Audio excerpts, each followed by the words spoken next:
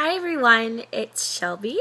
I'm going to do a video about my mentorship interview because it didn't record over my phone because I was using the Google Plus app and they don't have a recording thing on the phone. They just have it on the computer. And my computer's so awful, so it wouldn't record that, and it doesn't have a webcam on it. Yeah, so I just had kind of a conversation with John Flad, my mentor, and it lasted about 45 minutes. We just talked and talked, so that was really nice. Yeah, so I'm just gonna jump right into it. I'm a little bit sick right now, so sorry about the horrible voice. So my mentor was John Flad, and he is in New Boston, New Hampshire in the USA. And he teaches grade 7 and 8 social studies. So that was new for me because I am used to having little kids because I'm in K-5. But it was good. It was nice to talk to someone who does middle years because obviously he has a different mindset than I do when it comes to class management, when it comes to everything really. But yeah, so I kind of tried to follow like a list of questions, but we ended up just kind of feeding off of each other's questions. So my first question that I started with was, do you think that technology is important within your classroom? Why or why not? And he said there's for sure a place for technology in the classroom, but that there's a place for a lot of things in the classroom and you just have to be able to use it properly. He talked about you can use pen and paper and have it be one of the best assignments you've ever given. Or you can use technology in some different way. You can use blogs and it could be wonderful and your kids could love it. Or the opposite could happen where you use a pen and paper and it's awful. It's the worst assignment you've ever given. It's just all about how you utilize the tools that you're given, which I think was probably the best thing he could have said to me, because I think a lot of people think that they should just use technology because it's a new age and things like that. And realistically, if it doesn't work in the classroom, it doesn't work in the classroom. So I really liked his answer to that question. The second question I asked was, what's your favorite way to use technology in the classroom? What way do you use the most, kind of? And then what's your student's favorite way to use technology in the classroom?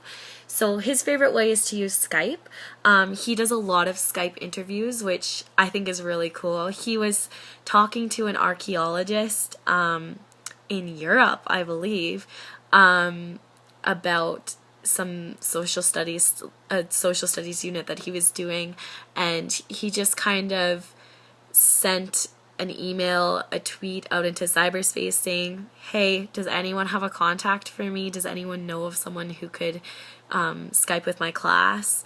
And then he got replies back, and he had a really great Skype interview in his class with a archaeologist from Europe. So I think that's really cool. He also said that he can Google things like, is there anyone out there from wherever that wants to do a Skype interview with my class? Or he can find things on websites about other people and try and get them to find him contacts. So I think that's a great way to utilize technology, is just try something. And he does that a lot with his classroom, is he just tries emails and tweets and things like that, and sometimes it works, sometimes it doesn't, but I think that's a really great way to do it. And he said his class's favorite way to use technology this year, because he says he has a completely kind of different dynamic from his class last year. Of course, they're always different. But he said his class's favorite way to use technology is actually with Audacity, and just recording things, and they like to make their voices sound like chipmunks, which you're grade 7 and 8, of course. So I thought that was really funny. But yeah, they like to use Audacity, which is kind of cool. I have never thought about using Audacity in the classroom, more like VoiceThread and just things like that. But yeah, they like using Audacity for different kinds of oral assignments. So that's cool. So we talked about struggling with technology and how that might look in the classroom. And he just said that sometimes kids just aren't into it, and maybe it's not even your lesson. Maybe it's just the day that you planned your lesson for. Maybe the kids just aren't there, which I think we've all experienced before. I mean, some days they're not completely there. Usually it's a Friday or a Monday. So, yeah, sometimes the technology isn't being used properly, and you just need to take a step back and think, should I just scrap the whole thing, or should I try again another day? So he says, I mean, that's a completely normal part of utilizing technology, but it's also a completely normal thing for teaching in general. I mean, sometimes you just have to go back and try again or reevaluate what you're using. So I talked a little bit to him about using their cell phones in class, kids using their cell phones in class, and he says he's totally fine with it because they're gonna bring them anyway. So he talked about using voting things and blog posts and taking pictures and things like that, and just letting them use their cell phones, which I think is a great idea. I mean, you got grade 7s and 8s and 9s, and from grade 6 and up, I think you're really going to have a problem with cell phones if you say, no, you're not allowed to have those. So being able to just utilize them in some way is really important. So John says he definitely does that because he's not going to fight it.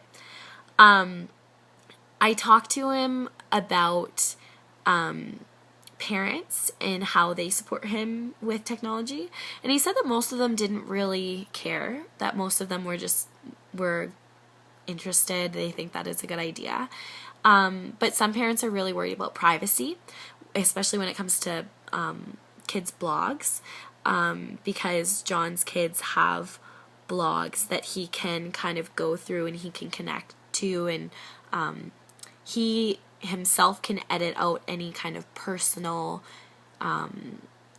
posts or personal things that people could trace back to them. He kind of takes those out just because of online safety. And he also uses Gradebook so families can see what is up with their kids' marks. So he's had a couple parents come to him and be like, you haven't updated this mark and my student has handed it in, or my child has handed it in, and him just being like, yes, I'm gonna get to that, I'll change it.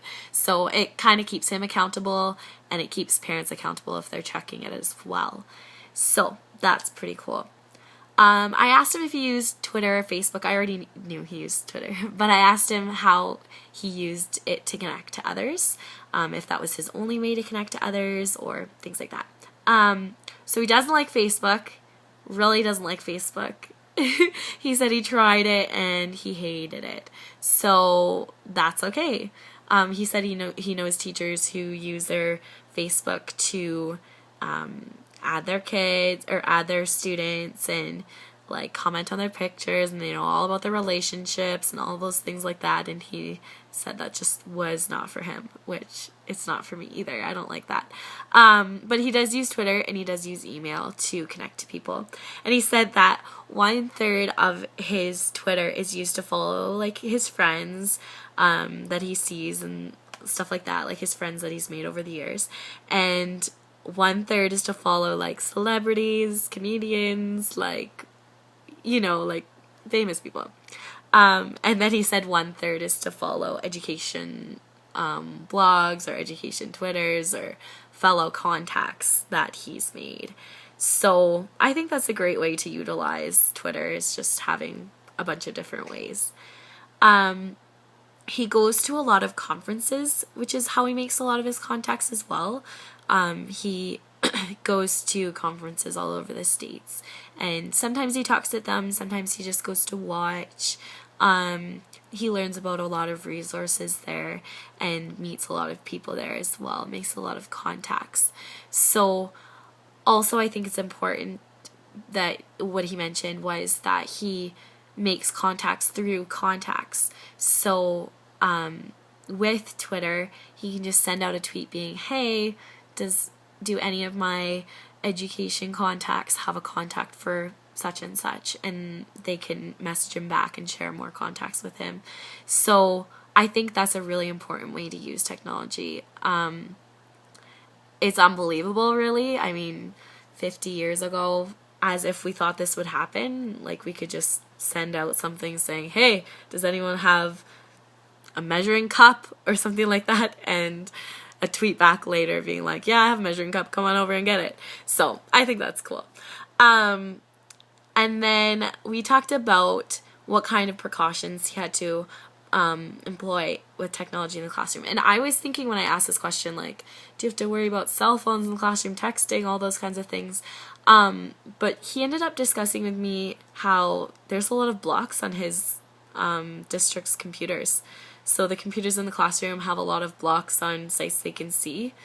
And some sites shouldn't be blocked.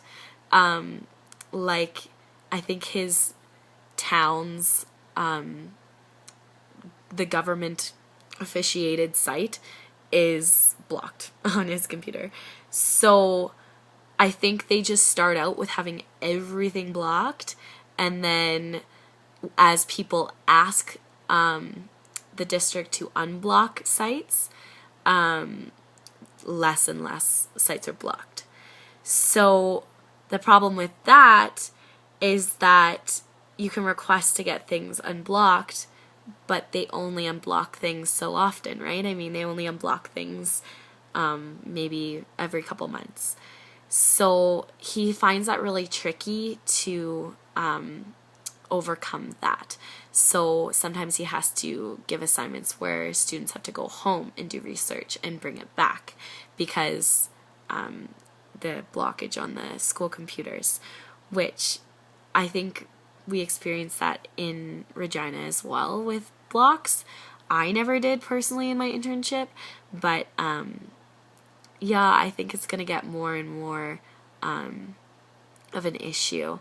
So yeah, we discussed that, and we discussed a lot of other things. I wish I could have put up our interview, but if you want to contact John, I highly recommend it because he has a lot to say and he has a lot to share about. He has many cool ideas, and he's not afraid to tell you if your idea is good, which is nice. So I'll put all of his information down below in the little box area that you can read. But all in all, my mentorship was awesome just because he was really understanding about when I was too busy to do something, or when he was too busy to do something. We just kind of had an understanding that that was okay, because that's life.